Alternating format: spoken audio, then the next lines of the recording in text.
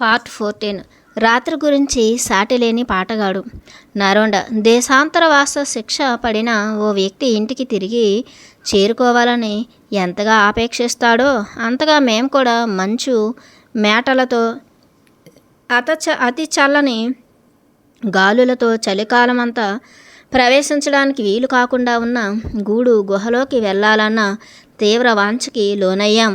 మృదువుగా ప్రకాశవంతంగా ఉన్న కళ్ళతో, వెచ్చటి సువాసనాపూరితమైన ఊపిరితో, సజీవంగా పూర్తిగా మేల్కొన్న హృదయంతో ఉన్న వసంత ఋతువులోని ఒక రాత్రిని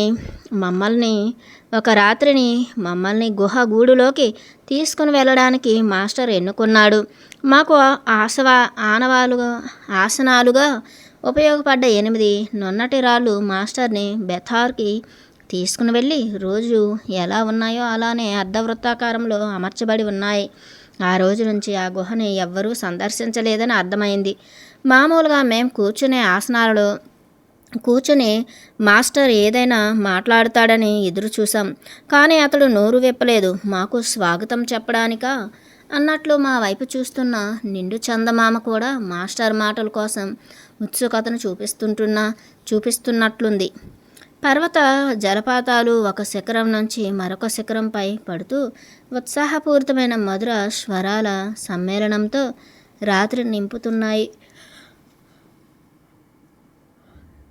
అప్పుడప్పుడు గుడ్లగోబ అరుపులు, క్రికెట్లో ఆగి పాడుతున్న పాటలు మా శ్రవణేంద్రియాలలోకి చొరబడుతున్నాయి. మాస్టర్ తన తల ఎత్తి సగం మూసి ఉన్న కళ్ళను పూర్తిగా తెరిచి క్రింది విధంగా చివరకు నోరు విప్పాడు.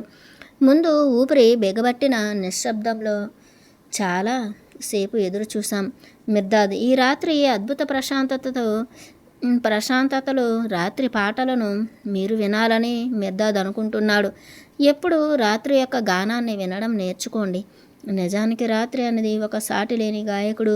గతం యొక్క చీకటి బీటల నుంచి, ప్రకాశవంతమైన భవిష్యత్ ఆకాశ హర్మ్యాల నుంచి, స్వర్గపు గోపురాల నుంచి, భూమి ప్రేపుల నుంచి రాత్రి కంఠధ్వని బయటకు వచ్చి విశ్వంలో సుదూరంగా ఉన్న అన్ని మూలాలకు వెళుతుంది. శక్తివంతమైన తరంగాల్లో మీ చెవులు చుట్టూ అవి సుళ్ళు తిరుగుతాయి. మీ చెవులలోని తుప్పుని, భారాన్ని వదిలించుకున్నట్లయితే మీరు వాటిని బాగా వినగలరు. హడావిడిగా ఉండే పగలు తన ప్రవాహంలో దేన్ని లేకుండా చేస్తుందో దాన్ని తొందరలేని రాత్రి తన సహజ మంత్రశక్తితో తిరిగి ప్రసాదిస్తుంది. పగటి ప్రకాశంలో చంద్రుడు, నక్షత్రాలు దాయబడవా? కలకోర గంపలాంటి టక్కులాడి నటనలో పగలు దేనిని మాయం చేస్తుందో దాని రాత్రి తన లయబద్ధమైన పారవశ్యంతో పాడి అన్ని వైపులకు నింపుతుంది.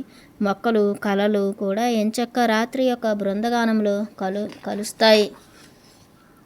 మారుతూ ఉన్న కాలపు ఊయలలో ఆదమరచి నిద్రించే ఆ అద్భుత బిడ్డకి, నిరుపేద దుస్తుల్లో ఉన్న ఆ రాజుకి, సంకెళ్లలోని బంధింపబడి ఉన్న ఆ మెరుపుకి, పొత్తి బట్టల్లో చుట్టబడి ఉన్న ఆ దైవానికి ఆకాశాన సంభ్రమంగా సంచరించి విశ్వ సంచయాలు పాడే లాలిపాటలకు మీ చెవులను అప్పగించండి. ప్రసవ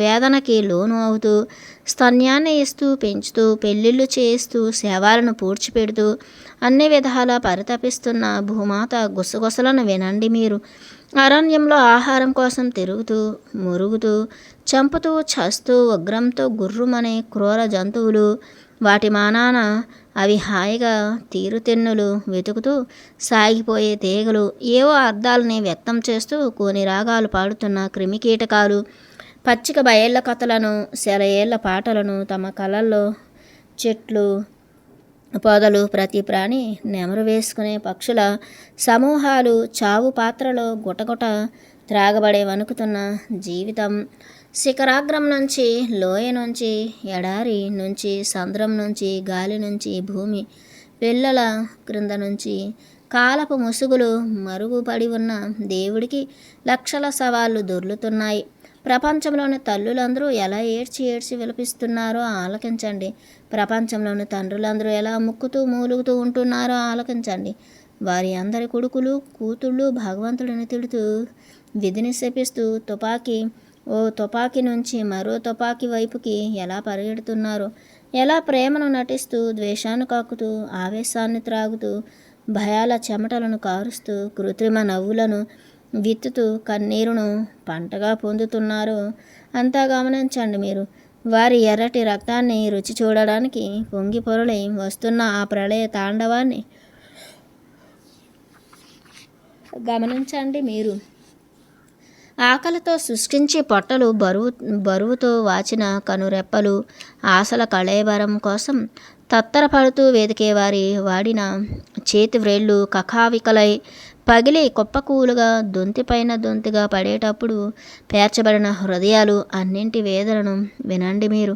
గొప్ప గొప్ప వాహనాలు ఛిద్రమవుతూ ఉండడాన్ని, భయంకరమైన యంత్రాల శబ్దం అహంకారపు నగరాలు కృంగిపోవడాన్ని, శక్తివంతమైన దుర్గాలు తమ స్వంత చావు గంటలను మ్రోగించడాన్ని, అతి పురాతన కాలపు స్మారక చిహ్నాలు బురద గుంటల్లో కూరుకుపోవడాన్ని అన్నింటినీ జాగ్రత్తగా గమనించండి మీరు.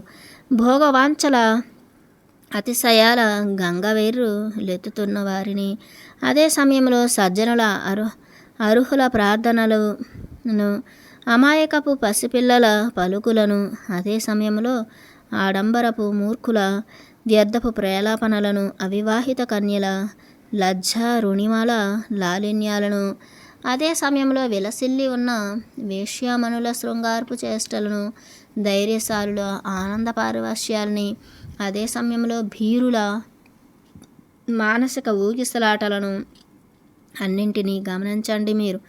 ప్రతి జాతి యొక్క, ప్రతి తెగ యొక్క రాత్రి గుడారాలలో మానవుల యుద్ధ గీతానికి ప్రతిధ్వనిస్తూ రాత్రి పాడే స్వరాలను శ్రద్ధగా వినండి మీరు.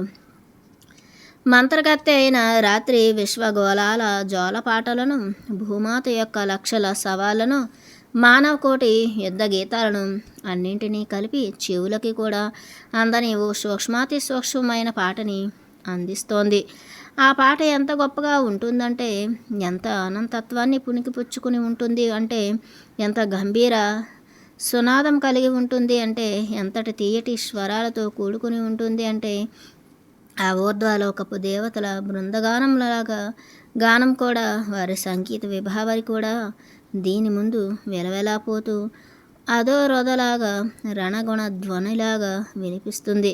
వాస్తవానికి నిషీది యొక్క ఈ గానం ఓ విజేత యొక్క విజయగీతం. ఈ నిషీదికి సగం నిద్రలో తూగే పర్వతాలు, ఇసుక గుట్టలతో కూడిన తేలే ఎడారులు, గాఢ సుషిప్తులో మునిగి ఉన్న సముద్రాలు, అనంతంగా పయనించే నక్షత్రాలు, పురాతన నగరాలలో గతించిన వారు, పవిత్ర తత్వం, సర్వసమర్థ సంకల్పం, ఇవన్నీ ఓ మానవ విజేతకు జయ జయలు పలుకుతూ సుస్వాగతం చెప్తాయి. ఇదంతా విని అర్థం చేసుకునేవారు ఎంతటి అదృష్టవంతులు. ఈ నిషీదిలో ఒంటరిగా ఉంటూ, నిషీదిలో ప్రశాంతంగా, గంభీరంగా, సర్వవ్యాప్తంగా ఉన్నవారు సంతోషమూర్తులు. ఆ సంతోషతత్వంలో సమగ్రంగా అవగతం చేసుకునేవారు. చీకటి స్థితిలో వారు చేసిన తప్పులు ఆ చీకటిలో కూడా వారిని బాధించవు. తోటివారితో వారు పెట్టించిన కన్నీరును కూడా ఇంకా వారి కళ్ళకు కన్నీరును కలిగించవు. ఇంకా వారి చేతులు దుష్ట చేష్టలకు, లేఖితనానికి అరులు చాచవు. ఇంకా వారి చెవులు వారి స్వంత భోగలాలస బుసబుసలను వినిపించుకోవు. ఇంకా వారి ఆలోచనలు వారి స్వంత ఆలోచనల ద్వారా వ్యత చెందవు. కాలపు ప్రతి మూల నుంచి ఆగకుండా గుంపులు గుంపులుగా వచ్చి ముట్టడించే అన్ని రకాల చింతలకు వారి హృదయాలు స్థావరాలు కాజాలు. ఇంకా వారి భయాలు వారి మెదడులో గాఢమైన సొరంగాలు త్రవ్వవు. ఇంకా వారు ధైర్యంగా రాత్రితో పగలు యొక్క అతీత శక్తులను తెలియజేయి అంటారు. ఇంకా వారు పగల్లో రాత్రి యొక్క శక్తుల్ని మరింత తెలియజేసి అని అంటారు. ఆహా, నిషీదితో ఒంటరిగా ఉన్నప్పుడు ఎవరైతే అంతటి సమస్థాయిలో, అంతటి నిశ్చలంగా, అంతటి అనంతంగా ఎవరైతే రాత్రితో ఏకమై ఉంటారో వారి 100కి 100 పాళ్ళు అదృష్టవంతులు. అలాంటి వారికి మాత్రమే రాత్రి నిషీది విజేత యొక్క గీతాన్ని పాడుతుంది. పగటి విద్యారోహణను ఎత్తిన తలతో, నమ్మకంతో, ప్రకాశించే కళ్ళతో మీరు ఎదుర్కోగలగాలని వాంఛిస్తే రాత్రి యొక్క మిత్రత్వాన్ని పొందడానికి త్వరపడండి. రాత్రితో స్నేహం చేయండి. భద్రంగా ఉండే మీ రక్తంతో మీ హృదయాలను బాగా కడిగి వాటిని రాత్రి హృదయంలో పెట్టండి. మీ సహజ వాంఛలను రాత్రి అధీనం చేయండి. పవిత్ర అవగాహనతో స్వేచ్ఛ పొందాలన్న కోరికను తప్ప మిగిలిన కోరికలన్నింటినీ రాత్రి పాదాల దగ్గర ఆహుతి చేయండి. అప్పుడు పగటి బాణాలకు మీరు అభేద్యమవుతారు. మనుష్యులు ముందు మీరు నిజమైన విజేతలని రాత్రి సాక్ష్యం ఇస్తుంది. ఉద్రిక్త జ్వరకారక రోజులు మిమ్మల్ని అటు ఇటు విసిరివేసిన, నక్షత్రాలు లేని కాళరాత్రులు వాటి అంధకారంలో మిమ్మల్ని చుట్టువేసిన, ప్రపంచపు అడ్డదారుల్లో మీరు విసిరివేయబడిన, దారి చూపే అడుగుజాడలు గుర్తులు ఏమీ లేకున్నా ఏ మనిషికి ఏ పరిస్థితికి భయపడరు మీరు. పగళ్ళు రాత్రుళ్ళు మనుష్యులు వస్తువులు అన్నీ ఏదో ఒకరోజు దయనీయంగా మీ దరికి చేరి వారిని ఆజ్ఞాపించమని వేడుకుంటాయి. ఎందుకంటే రాత్రి యొక్క నమ్మకాన్ని మీరు పొందారు కనుక. రాత్రి నమ్మకాన్ని ఎవరైతే పొందినవారు అవుతారో ఇంకా వారు రాబోయే పగలుని శాసించగలరు. రాత్రి హృదయానికి మీ చెవిని అప్పగించండి, ఎందుకంటే అందులోనే మీ విజేత హృదయం సదా కొట్టుకుంటూ ఉంటుంది. నాకు కన్నీరు ఉంటే ఈ రాత్రి వాటిని మిణుకుమనే ప్రతి నక్షత్రానికి, ప్రతి దుమ్ము నలుసుకు, జలజల పారే ప్రతి వాగుకు, పాడే ప్రతి కెటీడిడ్ పురుగుకి, గుప్పున గాలిలో సువాసనలు వదిలే వయలెట్ పుష్పాలకు, పరిగెత్తే గాలికి, ప్రతి పర్వతానికి, ప్రతి లోయకు, ప్రతి చెట్టుకు, గడ్డి పోచకు, వెళ్ళి విరిసే ప్రశాంతతకు, ఆ రాత్రి అందానికి, మనుష్యుల కృతజ్ఞతకు, అనాగరిక అజ్ఞానానికి అన్నింటికీ క్షమాపూర్వకంగా నా కన్నీటిని కురిపిస్తాను, నివేదించుకుంటాను. అతి పాపిష్ఠుడైన డబ్బు యొక్క నిర్బంధ సేవలో మునిగి ఉన్న మనుష్యులు వారి ప్రభువు సేవలో నిమగ్నులై అతడి మాటని తప్ప వేరే మాటను లెక్క చేయరు. మానవుల ప్రభువు యొక్క ఈ వ్యాపారం అతి భయంకరమైనది. వారి ప్రపంచాన్ని జంతువులను చంపే వధశాలలాగా మార్చడమే ఆ వ్యాపారం యొక్క లక్షణం. అందులో చంపేవారు వారే, చంపబడేవారు వారే. ఎక్కువ మందిని చంపితే చంపబడిన వారందరి ఆస్తిపాస్తులకు, భూమి ఇచ్చిన కానుకలకి, ఆకాశం చూపించిన దాతృత్వానికి హక్కుదారులం అవుతామన్న నమ్మకంతో, రక్తంతో కైపెక్కి మనుష్యులు చంపుతారు. దురదృష్టకరమైన వంచితులు. తోడేలు మరొక తోడేలు చీల్చి చంపే గొర్రెగా ఎప్పుడయ్యింది? తోటి సర్పాలను నాశనం చేసే మృంగే సర్పం ఎప్పుడు పావురమయ్యింది? ఒక మనిషి ఇతర మనుష్యులను చంపి వారి దుఃఖాలకు, విచారాలకు కాకుండా వారి సంతోషాలకు మాత్రం ఎప్పుడు వారసుడయ్యాడు? ఒక చెవి మిగిలిన చెవులకు మూసివేసి జీవితంలోని స్వర సామరస్యతకి ఎప్పుడు శృతిబద్ధమవుతుంది? మిగిలిన కళ్ళనన్నింటినీ పెరికివేసి ఏ కన్ను అయినా అందం యొక్క కాంతులను గ్రహించగలిగేదిగా అవగలదా? ఏ ఒక్కరో లేదా ఏ కొందరో మనుష్యులు రొట్టె, ద్రాక్షసార లేదా శాంతి వెలుగులు ఒక గంటలో ఇచ్చే ఆశీస్సులను సమగ్రంగా వినియోగించుకోగలరా? భూమి తాను ఎంతమందికి ఆహారం ఇవ్వగలదో, ఎంతమందికి పోషించగలదో అంతకు మించి ఎక్కువ మందిని జన్మనివ్వగలదు. ఆకాశాలు తమ బిడ్డల ఆహారం కోసం ఎవ్వరిని అర్థించవు, దొంగిలించవు.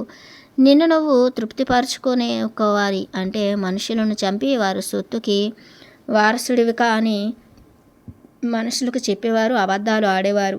మనుషుల ప్రేమ, భూమి నుంచి లభించే పాలు, తేనెలు, దేవతల అనురాగాలు మొదలైన వాటితో అభివృద్ధి చెందలేని వారు మనుషుల కన్నీరు, రక్తం భరించలేని బాధలతో ఎలా అభివృద్ధి చెందగలరు? ప్రతి దేశము తన దేశం కోసమే అని మనుషులకు చెప్పేవారు పచ్చి అబద్ధాలు ఆడేవారు. ఓ సెంటిపీడ్ రోకలి బండ యొక్క ఒక్కొక్క కాలు ఒక్కొక్క విధంగా తనకు నచ్చినట్లుగా కదిలితే ఆ సెంటిపీడ్ ఎప్పటికైనా ఒక్క అంగుళమైన కదలగలదా? మిగిలిన వాటిని తన కాళ్ళుగా చేయగలదా? వివిధ దేశాలని మానవ జాతి యొక్క ఒకే బ్రహ్మాండమైన సెంటిపీడ్ యొక్క అనేక కాళ్ళు కావా? పరిపాలించడం గౌరవం, పరిపాలింపబడడం అగౌరవం అని చెప్పేవారు అబద్ధాలు ఆడేవారు. గాడిదను తోలేవాడు దాని తోక మీద ఆధారపడి ఉండడా? జైలు అధికారి ఖైదీలకు బద్ధుడై ఉండడా? గాడిద తోలేవాడిని నడిపిస్తుంది. జైలు ఖైదీ జైలు అధికారిని ఖైదు చేస్తాడు. వేగం ఉన్నవారిదే పరుగు పందెం, బలవంతుడిదే న్యాయమని చెప్పేవారు అబద్ధాలు చెప్పేవారు. జీవితం కండలు పెంచిన వారి పరుగు పందెం కాదు. అన్ని అవయవాలు ఉన్నవాడి కంటే కుంటివాళ్లే, వికలాంగులే లక్ష్యాన్ని ముందు చేరుకుంటారు. జోరీగా కొన్ని సమయాలలో ఓ ఖడ్గా మల్లుడిని ఓడిస్తుంది. తప్పుని తప్ప ఒప్పుతో సరిచేయమని చెప్పేవారు అసత్యం చెప్పేవారు. తప్పు మీద తప్పు అన్నది ఎప్పటికీ ఒప్పు కాజాలదు. తప్పుని ఒంటరిగా వదలండి, దాన్ని అదే తుడుపుకుంటుంది. వారి ప్రభువు వేదాంతంలో మోసపోయే మూర్ఖులు మనుష్యులు డబ్బును, దాని సహచరులను మూఢంగా నమ్ముతూ వారి విపరీతమైన చాపల్యాలన్నింటినీ అవి తీరుస్తాయని భ్రమిస్తారు. విముక్తి గురించి పాడి విముక్తి గురించి బోధించే రాత్రిని, దేవుడిని కూడా వారు నమ్మరు, లెక్క చేయరు. అంతేకాకుండా వారు మిమ్మల్ని పిచ్చివాళ్ళుగాను లేదా మోసగాళ్ళుగాను ముద్ర వేస్తారు. మనుష్యుల కృతజ్ఞత గురించి, వారిని ఒప్పించే ఎగతాళి గురించి బాధపడవద్దు. వారి నుంచి వారిని త్వరలో వారు ఎదుర్కోబోతున్న అగ్ని రక్త ప్రళయాల నుంచి ప్రేమతో తరగని ఓర్పుతో కష్టపడి విడుదల చేయండి.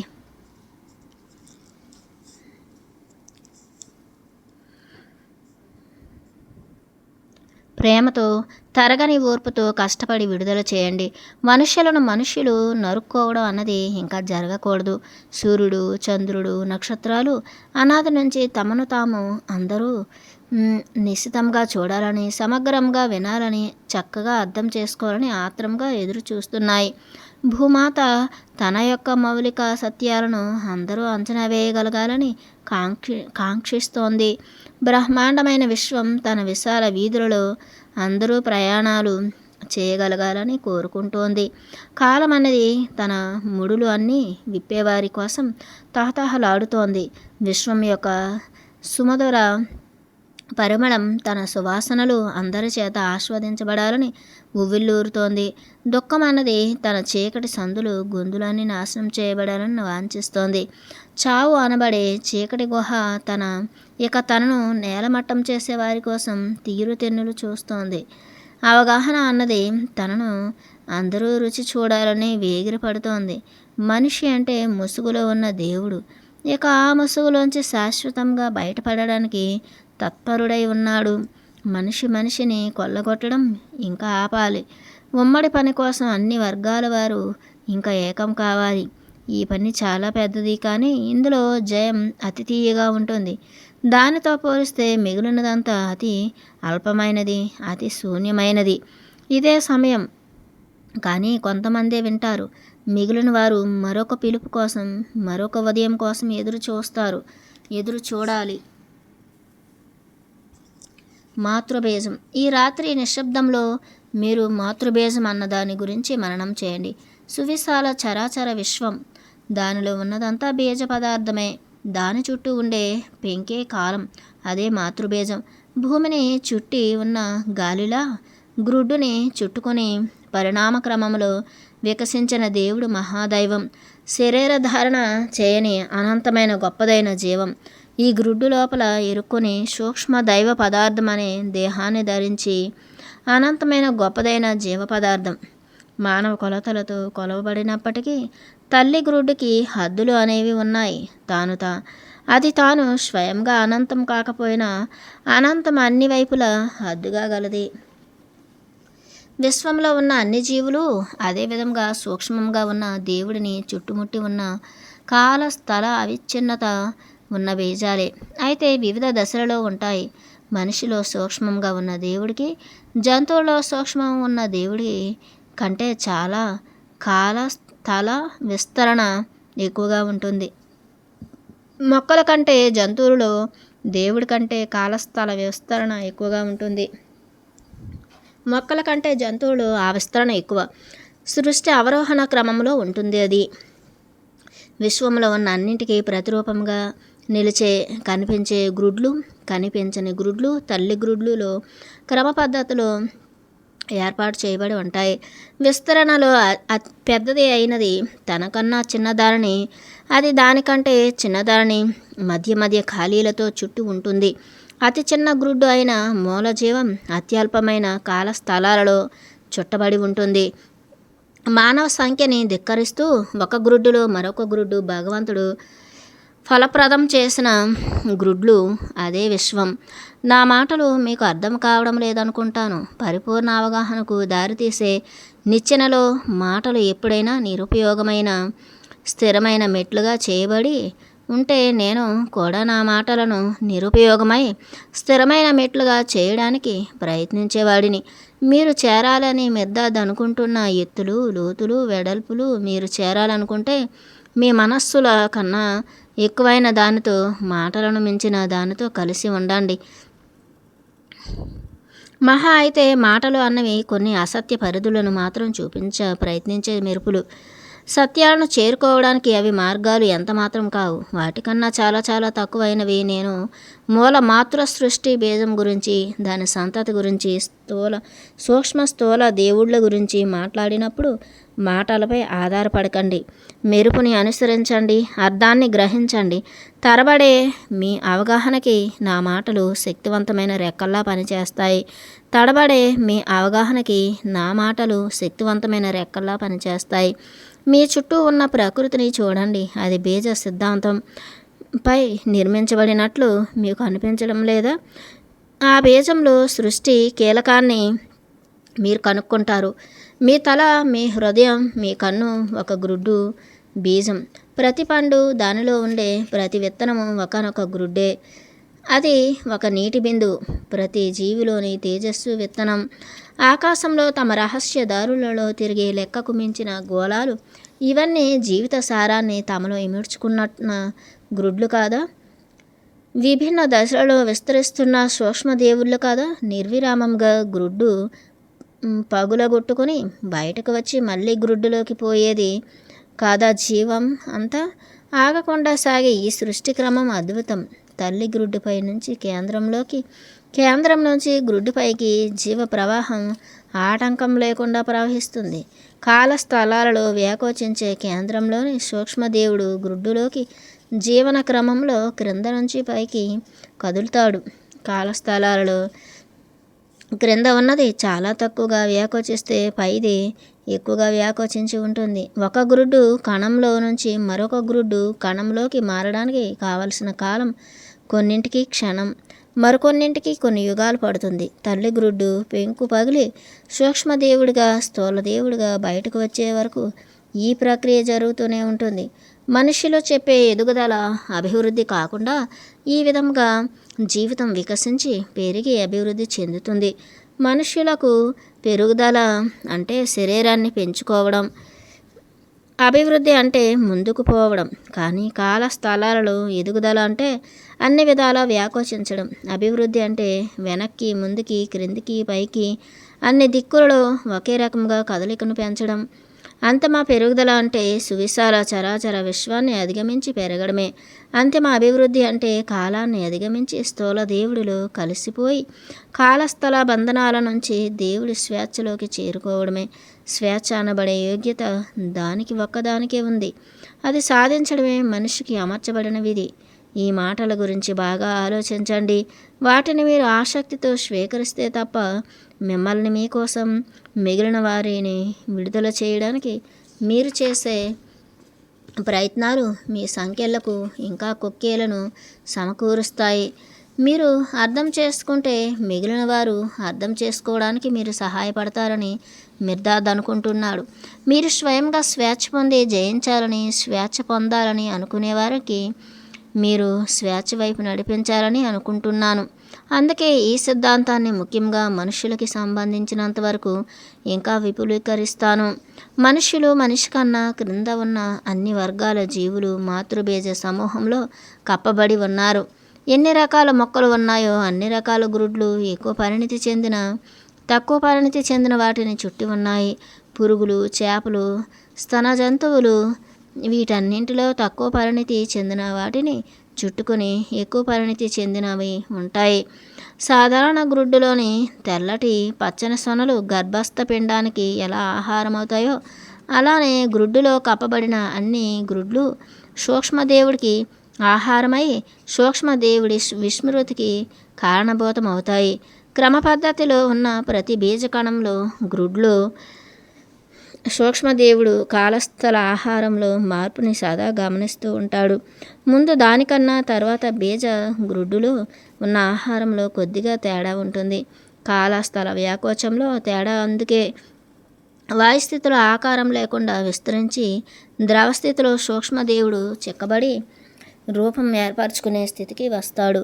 ఉన్నత స్థాయిలో ఉన్న వాటిలో ప్రత్యేకంగా ఉండే జీవం లేకున్నా అతడికి ఖనిజ రూప స్థితిలో ఒక స్థిరమైన రూపం, శాశ్వతంగా స్థిరత్వం వస్తుంది.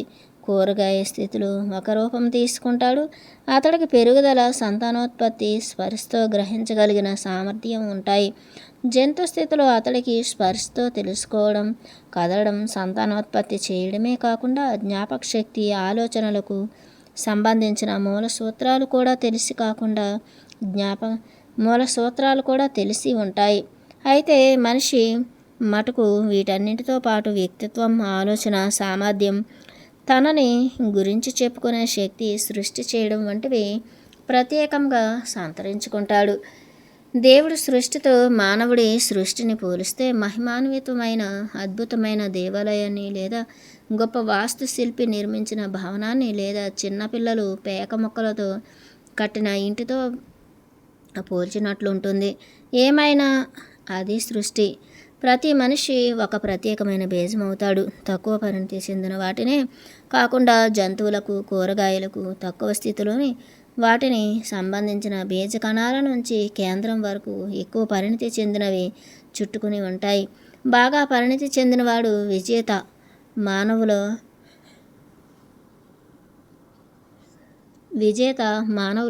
వారి క్రింది వర్గం వారి బీజ కణాలను చుట్టుకొని ఉంటాడు. మనిషిని చుట్టుకుని ఏ బీజకణం గ్రుడ్డు ప్రమాణమైన అతడి ద్విసూత్రాలైన కాలస్థల వైశాల్యాలను బట్టే కొలవబడుతుంది. ఒక వ్యక్తి యొక్క కాల చైతన్యం చాలా స్వల్పం. పసితనం నుంచి ఆ గడియ వరకే అతడి స్థల అవధి. కన్ను చూడగలిగినంత దూరమే కొందరి అవధి. పురాతనమైన గతాన్ని, దూరంలో ఉన్న భవిష్యత్తుని అతడి కన్ను ఇంకా చూసిరాని ఎన్నో మైళ్ళ దూరాన్ని చుట్టుముడుతుంది. అందరికీ సమకూర్చబడే ఆహారం ఒక్కటే, కానీ వారు తినే సామర్థ్యం, అరిగించుకునే సామర్థ్యం మాత్రం ఒకటి కాదు. ఒకే కాలంలో, ఒకే స్థలంలో, ఒకే బీజ కణాన్ని గ్రుడ్డుని పగలగొట్టుకొని వారు రాలేదు. అందుకే కాల స్థల వ్యాకోచంలో ఇంతటి వ్యత్యాసం. ఏ ఇద్దరు ఒకే రకంగా కనిపించరు. మనుషులందరి ముందు సమృద్ధిగా పుష్కలంగా పరిచిన భోజనాల బల్ల నుంచి ఒకడు బంగారం అందాన్ని, నైర్మల్యాన్ని ఆరగిస్తాడు, తృప్తి చెందుతాడు. మరొకడు ఒక దుప్పిని చూసినప్పుడు దానిని చంపి తినాలన్న ప్రేరణకి గురవుతాడు. ఒక దుప్పిని చూసిన కవి వేటగాడు ఎప్పుడూ కలగనని కాలానికి, స్థలానికి ఊహల రెక్కలపై వెళ్తారు. షమాదంతో అదే ఆర్కులో ఉంటున్న మైకేయన్ అంతిమ స్వేచ్ఛ గురించి, కాల స్థల అవధుల గురించి, నుంచి విముక్తి కలిగించే శిఖరం గురించి కలలు కంటుంటే, షమాదం బలంగా పొడవుగా ఉన్న కాల స్థితులనే మూకులతో జోక్యం కలిగించుకుంటూ తూలుతూ నడుస్తున్నాడు. మైకేయన్, షమాదం ఇద్దరు చాలా దగ్గరలో ఉన్న నిజానికి వారిద్దరి మధ్య చాలా దూరం ఉంది. మైకేయన్ షమాదంని తనలో ఇముడ్చుకున్నాడు, కానీ షమాదం మైకేయన్ని తనలో ఇముడ్చుకోలేదు. కాబట్టి మైకేయన్ షమాదంని అర్థం చేసుకోగలిగాడు, కానీ షమాదం మైకేయన్ని అర్థం చేసుకోలేదు. ఓ విజేత జీవితం ప్రతి మనిషి జీవితాన్ని ప్రతి పక్క నుంచి తాకుతుంది. ఎందుకంటే అతడి జీవితంలో అందరి జీవితాలు ఇమర్చబడి ఉంటాయి. కానీ ఏ విజేత జీవితాన్ని ఏ ఒక్కరూ ఏ పక్క నుంచి తాకలేరు. నిరాడంబరంగా ఉండే మనిషికి విజేత నిరాడంబరంగా కనిపిస్తాడు. బాగా పరిణతి చెందిన వాడికి ఓ విజేత పరిణతి చెందినవాడిగా కనిపిస్తాడు. వేరొక విజేత మాత్రమే అర్థం చేసుకోగల కొన్ని కోణాలు అతడిలో ఉంటాయి. అందుకే అతడి ఒంటరితనం ప్రపంచంలోనే ఉన్నా తానే అందులోని వాడిగా అనుకోలేకపోవడం. సూక్ష్మదేవుడు బంధించబడడు. కాల స్థల బంధనం నుంచి విముక్తి కోసం మనిషి వివేకంతో ప్రయత్నిస్తాడు. క్రింది వర్గాల జీవులలో దాని అంతర్బుద్ధిని కౌశల్యంగా అంతర్బుద్ధిని కౌశల్యం అంటారు. మామూలు మనుషులు దాన్ని తర్కం అంటారు. ఉన్నత స్థితిలో ఉన్న మనుషులు దాన్ని ముందుగా సూచించే అంతరాత్మ అంటారు. ఇవి అన్నీ కలిసినది, అంతకు మించినది అది. దాన్ని మిర్దాద్ పవిత్ర అవగాహన అంటాడు. కాలపు పెంకుని పగలగొట్టి స్థల హద్దులు దాటిన మనిషి మొదటి కొడుకు, దేవుడి పుత్రుడు అని న్యాయంగా పిలువబడ్డాడు. అతడి దైవత్వం పట్ల అతడి అవగాహనని పవిత్ర ఆత్మ అన్నారు. మీరు కూడా దేవుడి పుత్రులే. మీలో కూడా పవిత్ర ఆత్మ తన పని చేసుకుంటూ ఉంది. అతడితో కలిసి పని చేయండి. అతడికి విరుద్ధంగా ఎప్పుడూ చేయవద్దు. కాలపు పెంకుని పగలగొట్టి స్థలం హద్దులు దాటే వరకు నేను దేవుడిని అని చెప్పకండి. దేవుడిని అని అని నేను చెప్పండి. లేకపోతే దేవుడిని నేను అని చెప్పండి. లేకపోతే గర్వం, పనికిమాలిన ఆలోచనలు మీ హృదయాలను కలుషితం చేస్తాయి. పరిశుద్ధ ఆత్మ పనికి విరుద్ధంగా చేస్తూ చాలామంది వారి అంతిమ విముక్తిని వాయిదా వేసుకుంటున్నారు. కాలాన్ని జయించాలి అంటే కాలాన్ని కాలంతో ఎదిరించాలి. స్థలాన్ని జయించాలి అంటే స్థలం తినేలా చేయాలి. ఏ ఒక్కదానికి అవిధేయుడు అతిధేయుడిగా ఉన్న రెండింటికి బందీలు కావడమే, మంచి చెడుల వికృత చేష్టలకు జామీనుగా ఉండడమే అవుతుంది. తమ విధిని తెలుసుకుని దానికోసం పనిచేయాలని పరితపించేవారు క్షణమైనా కాలాన్ని వ్యర్థం చేసుకోరు. ఒక్క అడుగు కూడా వృధాగా వేయరు. ఆ విధంగా ఓ చిన్ని జీవిత కాలంలోనే యుగయుగాల చరిత్రలను మననం చేయవచ్చు. అద్భుతమైన సువిశాల చరాచర విశ్వంలో లోకాలను చుట్టి రావచ్చు. తర్వాత మళ్ళీ చిన్ని బీజకణంలోకి వెళ్ళడానికి ఇక చావు కోసం ఎదురు చూడరు. అనేక గ్రోడ్ల పెంకులను ఒకేసారి పగలగొట్టుకోవడానికి ఒక్క జీవితమే సాయం చేయగలదని వారు నమ్ముతారు. అయితే కాల స్థలాలకు మీ మీద అధికారం లేకుండా ఉండడానికి మీరు అన్నింటి మీద యాజమాన్యం, అధికారం వదులుకోవాలి. ఎంత ఎక్కువ కలిగి ఉంటే అంత. అయితే కాల స్థలాలకు మీ మీద అధికారం లేకుండా ఉండడానికి మీరు అన్నింటి మీద యాజమాన్యం, అధికారం వదులుకోవాలి. ఎంత ఎక్కువ కలిగి ఉంటే అంత ఎక్కువగా వాటి అధీనంలో ఉంటారు. ఎంత తక్కువ కలిగి ఉంటే అంత తక్కువ వాటి అధీనంలో ఉంటారు. మీ నమ్మకం, మీ ప్రేమ, పవిత్ర అవగాహన ద్వారా మీ విముక్తి కోసం మీ తపన తప్ప మిగిలిన అన్నింటినీ వదిలించుకోండి.